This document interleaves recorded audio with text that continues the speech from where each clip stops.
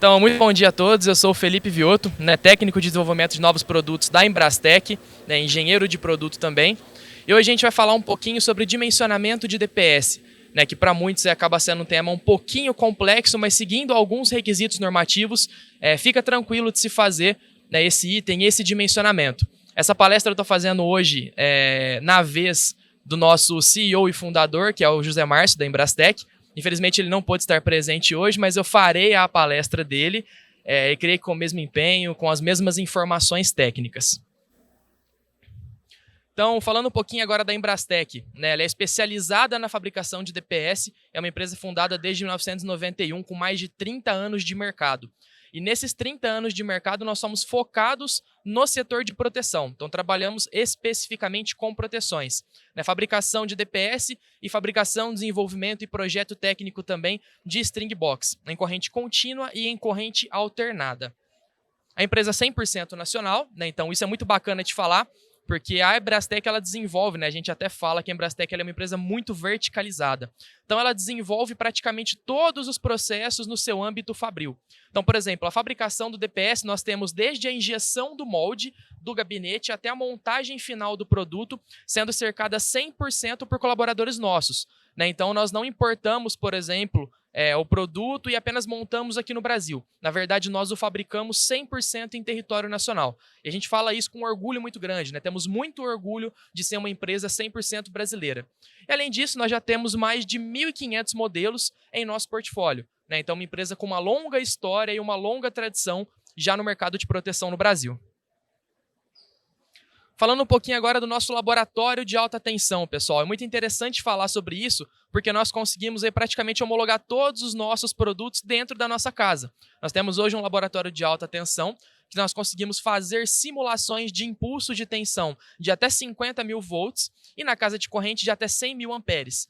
Então, lá na Embrastec a gente consegue certificar todos os nossos produtos. Até há pouco tempo atrás a gente fazia muito isso em parceria com alguns laboratórios a nível nacional e de 2019 em diante a gente conseguiu fazer o investimento de ter o nosso próprio laboratório de alta tensão. Alemanha, pessoal, parte norte praticamente aí do globo. Lá a gente tem um índice azul para esverdeado, ou seja, baixa densidade de descargas atmosféricas. E mesmo assim, 42% dos problemas que atingem sistemas fotovoltaicos são provenientes dessa fonte, dessa origem. Imaginem isso aqui no Brasil. Se a gente fizesse um estudo parecido aqui no Brasil, eu tenho certeza que passaria fácil dos 70% de problemas causados aí em usinas fotovoltaicas, independente do porte. Falando um pouquinho agora de mudanças climáticas, pessoal. Legal, Felipe. O que isso tem a ver, cara, com a descarga atmosférica em si? Tudo. Nós temos hoje um fator preocupante, que é o aquecimento global. E há algumas pesquisas que já informam que até o final desse século existe uma estimativa de que a temperatura global possa elevar em até 4 graus Celsius. Ou seja, é muita coisa, pessoal, voltado para o que a gente já tem hoje, principalmente aqui em Goiânia. Até o Tiagão comentou aqui na palestra de início dele que aqui em Goiânia é praticamente um sol para cada um. Eu falo porque a gente veio de Ribeirão Preto. Cara, Ribeirão Preto é quente. Mas aqui em Goiânia ontem estava de parabéns quando a gente chegou. Tava quente pra caramba. Então, assim, a gente repara que, principalmente aqui, que a gente tem um aquecimento muito bacana, tenho certeza que vocês já estão percebendo esse efeito aí no aumento gradativo da temperatura. E voltado para essa questão da mudança climática em si, com o aquecimento global, a gente tem um avanço no derretimento de geleiras. Legal, Felipe, o que isso tem a ver? Derretimento de geleira, aumento na umidade relativa do ar e aumento na temperatura global. Pessoal, esses 3 fatores são preponderantes para um aumento na densidade de descargas atmosféricas. É praticamente o cenário perfeito para que você tenha uma maior densidade de raios caindo e atingindo a nossa superfície. Então, aquecimento global, mudança climática, derretimento de geleira, aumento na temperatura e também na umidade relativa do ar são fatores essenciais para que você consiga ter um aumento na densidade de descargas atmosféricas. E agora vamos falar um pouquinho de questão normativa e de como aplicar o DPS para assegurar a proteção contra esses surtos de tensão. Quando eu falo surto de tensão, pessoal, acredito que todos aqui já imaginem automaticamente em raio, em descarga atmosférica. Mas até um dado relevante que eu acho legal passar para vocês, de que todos os surtos de tensão que acontecem atingindo aí residências, indústrias e comércios, apenas 15% é proveniente de descarga atmosférica direta. Os outros 85% são provenientes de outras fontes de surto, como, por exemplo, manobras de concessionárias. Acredito que todo mundo aqui já teve algum episódio, mesmo que na sua residência, de cair a alimentação, ou seja, cair a força, e quando voltar à alimentação você ter alguma luz piscando, uma queima de modem, que geralmente acontece de forma recorrente também. E isso tudo acontece por conta dessas manobras de concessionárias, pessoal. Na queda e depois na posterior reenergização, você tem alguns picos voltados para a tensão e uma instabilidade acontecendo na rede. Isso também é caracterizado como um surto de tensão. Então, quando a gente fala de surto de tensão, não necessariamente eu estou falando 100% de descarga atmosférica, mas sim de toda e qualquer fonte que cause uma perturbação na tensão de rede. E agora vamos falar um pouquinho de como aplicar o DPS de acordo com requisitos normativos, né, da 5410 e também da 5419. Essa segunda, a 5419, ela é dividida em 4 capítulos, pessoal. O primeiro vai falar um pouquinho de conceitos gerais, né? O segundo já fala um pouquinho da questão do PDA em si. O terceiro já vai falar do SPDA, do Sistema de Proteção contra Descargas Atmosféricas, e o quarto vai abordar as MPS, ou Medidas de Proteção contra Surto. E a gente, ao longo da palestra, vai falar um pouquinho sobre cada um deles também. Dando uma olhadinha no tempo, bom, tá tranquilo por enquanto.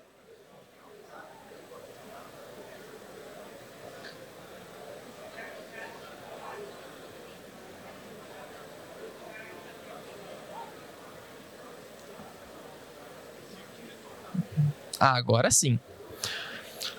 Muito obrigado. A 5419 atualmente encontra-se em revisão, pessoal. A mais recente delas, a versão mais recente, que atualmente ainda é a válida, é de 2015. Porém, é importante falar que o membro revisor de normas está fazendo aí todo um levantamento. Existe a possibilidade de mudança de alguns pontos em específico, mas até o momento a gente considera a versão de 2015 como a mais atualizada. E nela, como eu falei para vocês anteriormente, nós temos no capítulo 1 os princípios gerais, com 77 páginas. Capítulo 2, gerenciamento de risco, com 116 páginas. Capítulo 3, danos físicos a estruturas e perigo à vida, que é a parte de SPDA em si, com 61 páginas.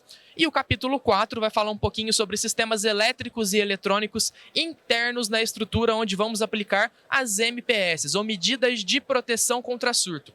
Aí entra efetivamente o DPS, que é o tópico que a gente vai abordar por aqui.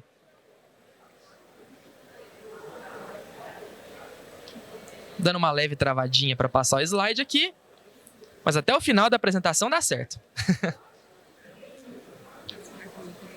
Muito obrigado.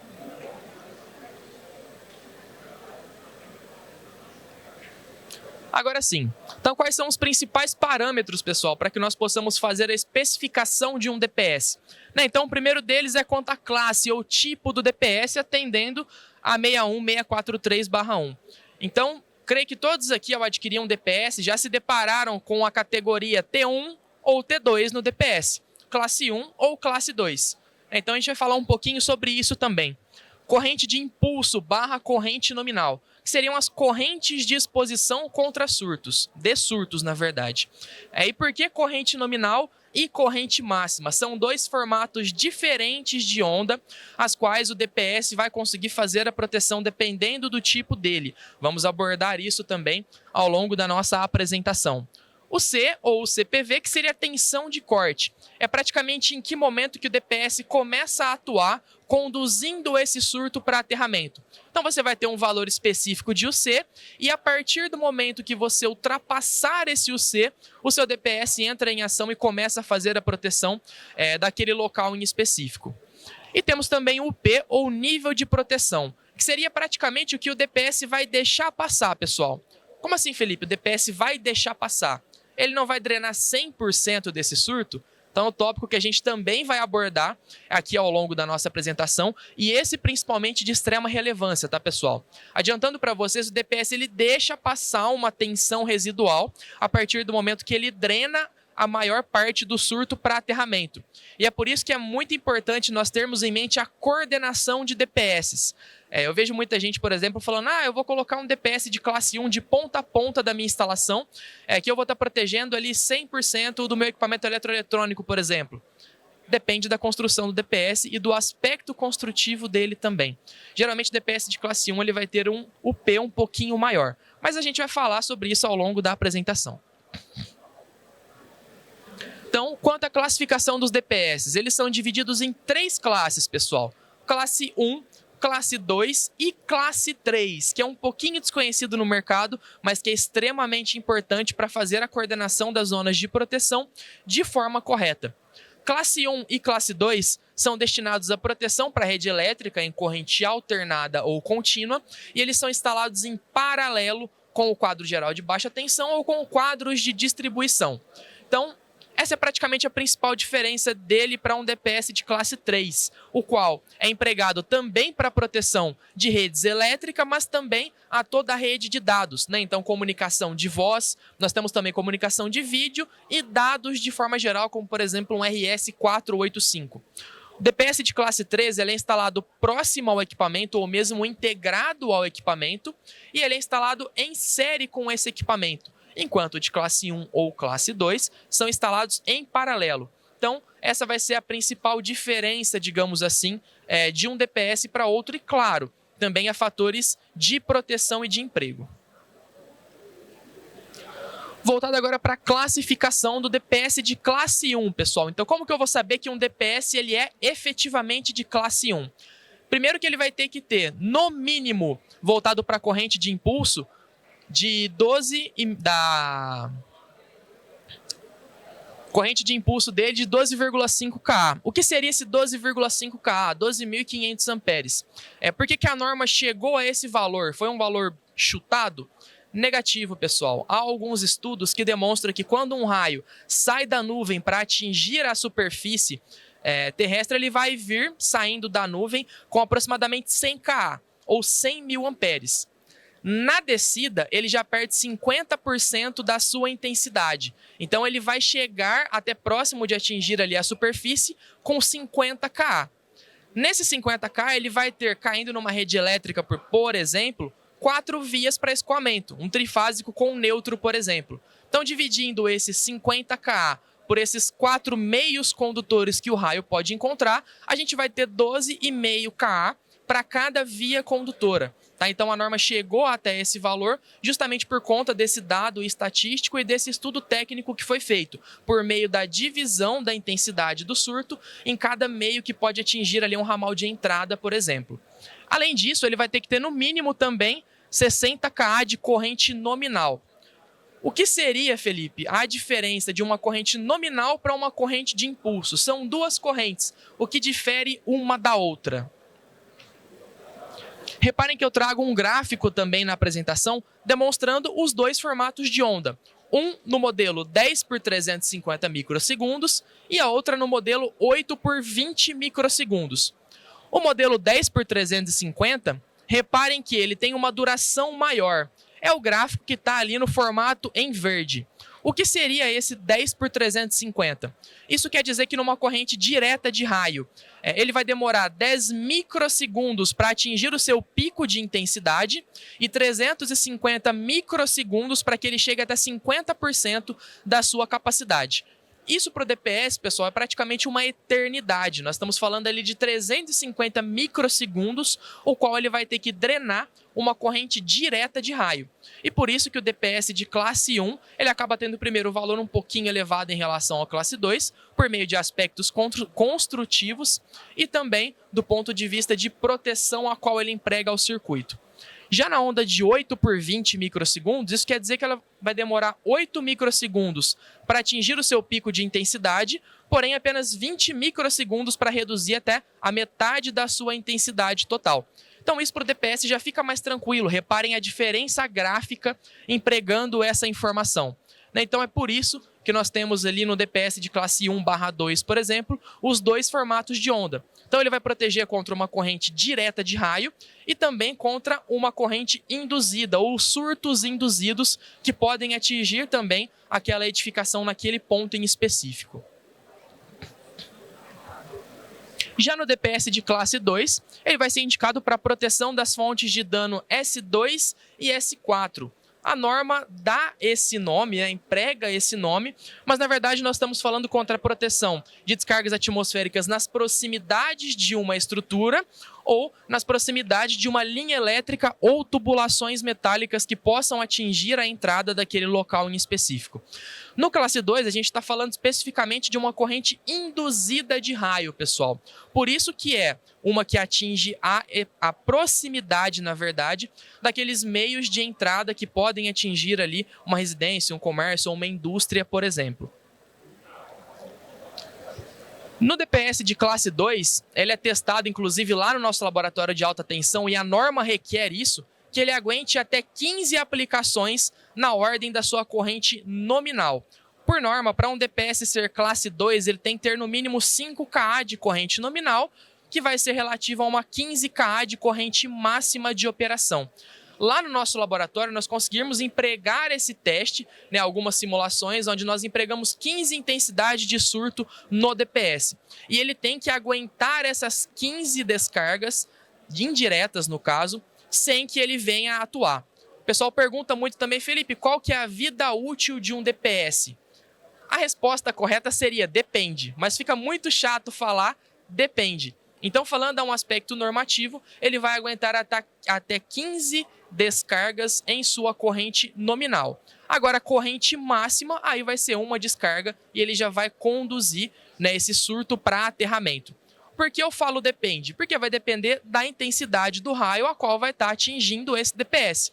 Então, ele pode aguentar até 15 descargas no âmbito nominal. Mas se cair uma descarga de corrente máxima, por exemplo, no de 5 kA nominal, uma acima de 15 kA de máxima, ele vai atuar uma única vez. E que bom que ele vai atuar. Isso quer dizer que ele vai estar assegurando a proteção daquele local em específico. Já o DPS de classe 3, a gente chama de uma proteção mais refinada, coordenando todas as zonas de proteção, instalado em série ou junto ao equipamento, e ele serve para fazer a proteção contra um leque de possibilidades, sendo desde rede elétrica até rede de dados, comunicação de voz, e também a parte de telefonia, interfonia, por exemplo. Quem tiver a possibilidade, pessoal, de passar no nosso stand, que está logo à direita aqui depois, nós trouxemos aí praticamente a linha completa de DPS em classe 3. Tá? E vocês conseguem ver a aplicação de cada um deles de forma específica. Vou citar um exemplo rápido aqui para vocês. Quem trabalha com instalação de câmera, por exemplo. A gente já viu diversos relatos do instalador colocar o DPS de classe 1 lá no padrão de entrada, colocar o DPS de classe 2 no quadro de distribuição, mas caindo uma descarga atmosférica, queimar todas as câmeras daquele condomínio em específico.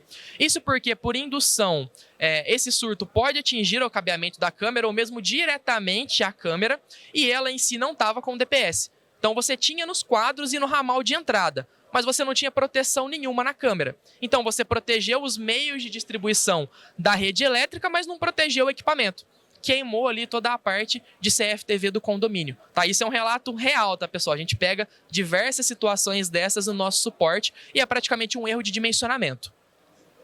Vou dar uma aceleradinha que eu tenho específicos 3 minutos, mas vai dar para passar tudo para vocês. Falando um pouquinho da tensão de corte, então aquilo que eu tinha falado que é quando o DPS começa a conduzir esse surto para aterramento. No caso de UC, a gente vai ter 1,1 vezes a tensão mínima. Então, por exemplo, sendo empregado numa rede de 127 volts, ele teria que ter no mínimo o valor a partir de 140 volts no DPS para assegurar a proteção desse possível surto de tensão. Para valores comerciais, numa rede monofásica, você vai encontrar um DPS ali de 175 volts, nessa configuração de 127. Já na configuração de 220 volts, o valor mínimo requerido por norma seria de 242. Comercialmente falando, você encontra o DPS de 275 volts. Agora, numa aplicação de sistema fotovoltaico, por exemplo, para inversor que tem até 1000 volts ali de tolerância na sua entrada CC. A norma já me requer que seja apenas uma vez o valor da tensão PV máxima. Então, a partir de 1000 volts, o meu DPS já estaria assegurando a proteção daquele arranjo do meu inversor em específico. Mas para valores comerciais, vocês vão encontrar o DPS de 1040 volts em corrente contínua. Falando um pouquinho agora do nível de proteção, que é aquilo que eu comentei que o DPS deixa passar. Isso também atende a um requisito normativo da 5410, tá, pessoal? Então, por exemplo, para equipamentos eletroeletrônicos instalados em sistemas trifásicos até 220 ou monofásicos com neutro, a categoria de suportabilidade a impulso dele é de até 1500 volts. Ou seja, o DPS, o equipamento em si, tem que aguentar, por norma, um surto de até 1500 volts na sua entrada. Por isso, os nossos DPS, ou DPS convencional de mercado, tem que ter um valor de UP menor do que 1500. Porque se ele deixar passar numa condução de surto mais do que 1500 volts, ele vai queimar o equipamento. Então é por isso que os DPS você geralmente vai encontrar com 1,3, 1,4 kV nessa categoria em específico, justamente para não queimar o equipamento eletroeletrônico. Para inversores fotovoltaicos, por exemplo, a suportabilidade de impulso é de 6 kV, para inversor que opera com até 1000 volts. No caso de padrão Fabril da Embrastec, o nosso DPS para fotovoltaico vai ter 3,5 kV do que ele deixa passar ali de um surto para não queimar o inversor.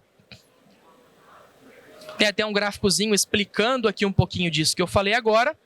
E para fechar, pessoal, nos meus 30 segundos, a gente vai falar um pouquinho sobre zonas de proteção, que é um item da 5419. Então, na transição da zona 0B para a zona 1, eu vou colocar um DPS de classe 1, geralmente no ramal de entrada, que é onde você vai ter uma corrente direta de raio. Na transição da zona 1 para a zona 2, eu emprego o DPS de classe 2, que vai fazer a proteção contra uma possível corrente induzida de raio. E na transição da zona 2 para a zona 3, eu emprego o DPS de classe 3. Amanhã eu tenho uma outra palestra, creio eu que no mesmo horário, e a gente vai falar um pouquinho sobre essa questão de emprego de DPS, principalmente para a proteção do sistema fotovoltaico.